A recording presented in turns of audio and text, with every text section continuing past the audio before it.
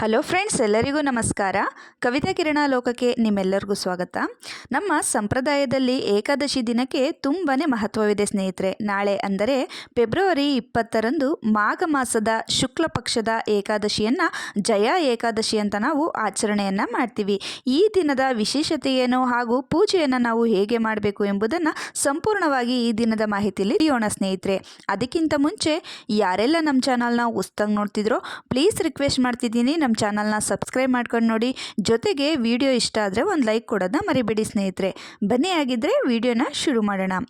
ಏಕಾದಶಿ ವ್ರತವು ಬೇರೆ ಸಮಯದಲ್ಲಿ ಮಾಡುವ ಉಪವಾಸಗಳಿಗೆ ಹೋಲಿಸಿದರೆ ಹೆಚ್ಚಿನ ಪ್ರಾಮುಖ್ಯತೆಯನ್ನು ಏಕಾದಶಿ ದಿನ ಹೊಂದಿದೆ ಅಂತಲೇ ಹೇಳ್ಬೋದು ಸ್ನೇಹಿತರೆ.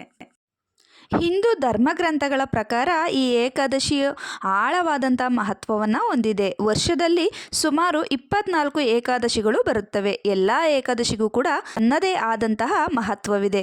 ಇನ್ನು ಶುಕ್ಲ ಪಕ್ಷದ ಮಾಘ ಮಾಸದಲ್ಲಿ ಜಯ ಏಕಾದಶಿಯನ್ನು ಆಚರಿಸಲಾಗುತ್ತದೆ ಸ್ನೇಹಿತರೆ.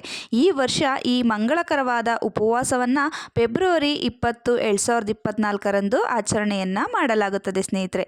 ಈ ಬಾರಿಯ ಏಕಾದಶಿ ಆರಂಭ ಹಾಗೂ ಪೂಜೆಯ ಮುಹೂರ್ತವನ್ನು ನಾವು ಸಂಪೂರ್ಣವಾಗಿ ತಿಳ್ಕೊಳ್ಳೋಣ ಸ್ನೇಹಿತರೆ. ಏಕಾದಶಿ ತಿಥಿಯು ಪ್ರಾರಂಭವಾಗುವುದು ಸೋಮವಾರ 19ನೇ ತಾರೀಕು ಬೆಳಿಗ್ಗೆ 8:49 ಇದು ಆರಂಭವಾಗುತ್ತದೆ.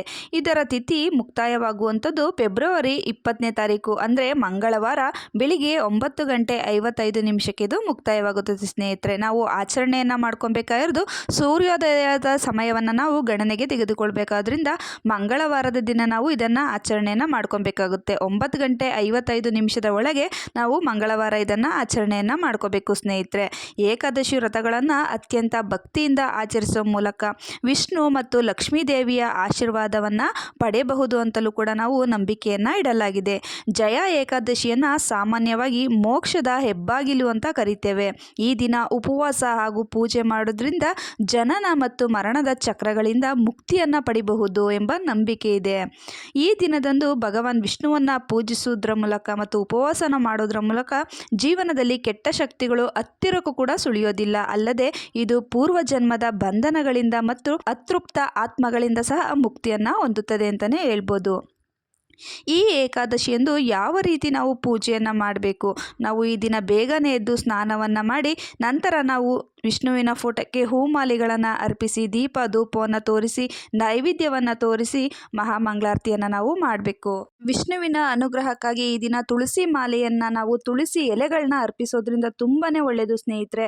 ಓಂ ನಮೋ ಭಗವತೆ ವಾಸುದೇವಾಯ ಎಂಬ ಶ್ಲೋಕವನ್ನು ಸುಮಾರು ನಾವು 108 ಬಾರಿ ಜಪಿಸಿದರೆ ಇಷ್ಟಾರ್ಥಗಳು ಬಹುಬೇಗನೆ ಸಿದ್ಧಿಯಾಗುತ್ತೆ ಅಂತ ಹೇಳ್ತಾರೆ. ಆ ದಿನದ ಏಕಾದಶಿಯಂದು ನಾವು ಏಕಾದಶಿಯ ಕಥೆಯನ್ನು ತಪ್ಪದೇ ಕೇಳುವುದು ಬಹಳ ಮುಖ್ಯ. ಇನ್ನು ಈ ದಿನ ನಾವು ಮಾಡಬೇಕಾದ ಕೆಲವು ಮುಖ್ಯವಾದ ಕೆಲಸ ಅಂದರೆ ಹಸಿದವರಿಗೆ ಹಾಗೂ ಬಡವರಿಗೆ ಆಹಾರವನ್ನು ನೀಡುವಂಥದ್ದು ಮತ್ತು ವಿಷ್ಣುವಿನ ಪೂಜೆಯನ್ನು ತಪ್ಪದೇ ಮಾಡುವುದು. ಇದು ನಮ್ಮ ಜೀವನದಲ್ಲಿ ಸಮೃದ್ಧಿ ಮತ್ತು ಸಂತೋಷವನ್ನು ನೀಡುತ್ತದೆ. ಜಯ ಏಕಾದಶಿ ಉಪವಾಸವನ್ನು ಭಕ್ತಿಯಿಂದ ಆಚರಿಸಬೇಕು. ಆಧ್ಯಾತ್ಮಿಕ ಶುದ್ಧೀಕರಣ ಮತ್ತು ಹಿಂದಿನ ಪಾಪಗಳನ್ನು ನಾವು ಈ ದಿನ ಕಳೆದುಕೊಳ್ಬೋದು ಅಂತಲೇ ಹೇಳ್ಬೋದು ಸ್ನೇಹಿತರೆ. ಏಕಾದಶಿಯಂದು ಉಪವಾಸವು ಹವನ, ಯಾಗ ಮತ್ತು ವೈದಿಕ ಆಚರಣೆಗಳಿಗಿಂತ ಹೆಚ್ಚಿನ ಫಲವನ್ನು ನೀಡುತ್ತದೆ ಅಂತ ನಂಬಲಾಗಿದೆ. ಏಕಾದಶಿ ಉಪವಾಸದ ಸಮಯದಲ್ಲಿ ಕೆಲವು ನಿಯಮಗಳನ್ನ ನಾವು ಪಾಲಿಸಬೇಕು. ಏಕಾದಶಿ ಉಪವಾಸವನ್ನು ಆಚರಿಸುವ ನಿಯಮಗಳು ತುಂಬಾ ಕಠಿಣವಾಗಿವೆ. ಮುಖ್ಯವಾಗಿ ಏಕಾದಶಿಯ ಮೊದಲ ಸೂರ್ಯಾಸ್ತದಿಂದ ಮುಂದಿನ ಏಕಾದಶಿಯ ಸೂರ್ಯೋದಯದವರೆಗೂ ಕೂಡ ಉಪವಾಸವನ್ನು ನಾವು ಈ ದಿನ ತಪ್ಪದಲ್ಲೇ ಮಾಡಬೇಕಾಗುತ್ತೆ. ಏಕಾದಶಿಯಂದು ಉಪವಾಸವನ್ನು ಆಚರಿಸುವವರು ತಪ್ಪದೇ ಬ್ರಹ್ಮಚರ್ಯವನ್ನು ಪಾಲಿಸಬೇಕು. ಹಾಗೆಯೇ ದಶಮಿ ಮತ್ತು ಏಕಾದಶಿ 2 ದಿನಗಳಲ್ಲೂ ಕೂಡ ಸುಖ ಭೋಗಗಳನ್ನು ನೀಡುವ ವಸ್ತುಗಳಿಂದ ದೂರವಿರಬೇಕು. ಈ ದಿನ ತಪ್ಪಾಗಿಯೂ ಮರದಿಂದ ಎಲೆಗಳನ್ನು ಮತ್ತು ತುಳಸಿಗಳನ್ನು ನಾವು ಕೀಳಬಾರ್ದು. ತುಳಸಿ ಎಲೆಯಲ್ಲಿ ಲಕ್ಷ್ಮಿ ನೆಲೆಸಿರುತ್ತಾಳೆ ಎನ್ನುವ ನಂಬಿಕೆ ಇದೆ. ಹಾಗಾಗಿ ತುಳಸಿ ಎಲೆಯನ್ನು ಕಿತ್ತರೆ ವಿಷ್ಣುವಿಗೆ ತುಂಬಾನೇ ಕೋಪ ಬರುತ್ತದೆ. ಆದ್ರಿಂದ ಈ ದಿನ ಎಂದಿಗೂ ಕೂಡ ತುಳಸಿಯನ್ನು ಕೀಳಬಾರ್ದು. ಏಕಾದಶಿಯ ಹಿಂದಿನ ದಿನ ಮಾಂಸ, ಮೀನು, ಈರುಳ್ಳಿ, ಉದ್ದಿನ ಬೇಳೆ ಮತ್ತು ಜೇನುತುಪ್ಪದಂತಹ ಆಹಾರವನ್ನು ಕೂಡ ನಾವು ಸೇವಿಸಬಾರ್ದು. ಈ ದಿನ ಅನ್ನವನ್ನು ಸಹ ಮುಟ್ಟಬಾರ್ದು ಅಂತ ಹೇಳ್ತಾರೆ. ಈ ದಿನ ಕೂದಲನ್ನು ಕೂಡ ನಾವು ಕತ್ತರಿಸಬಾರ್ದು. ಇವೆಲ್ಲ ಕೂಡ ಅಶುಭ ಅಂತ ಪರಿಗಣಿಸಲಾಗಿದೆ ಸ್ನೇಹಿತರೆ.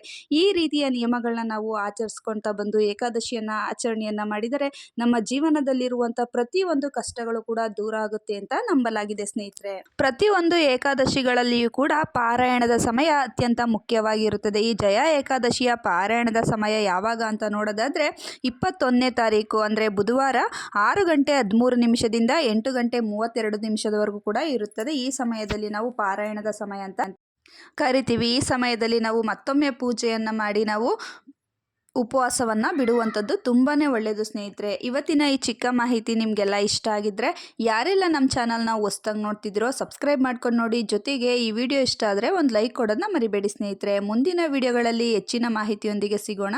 ಅಲ್ಲಿಯವರೆಗೂ ನಮ್ಮ ಚಾನಲ್ ಇರೋ ಪ್ರತಿಯೊಂದು ಉಪಯುಕ್ತ ಮಾಹಿತಿಗಳನ್ನ ನೋಡ್ತೀರಿ, ನಮಗೆ ಹೀಗೆ ಸಪೋರ್ಟ್ ಮಾಡ್ತೀರಿ. Thank you.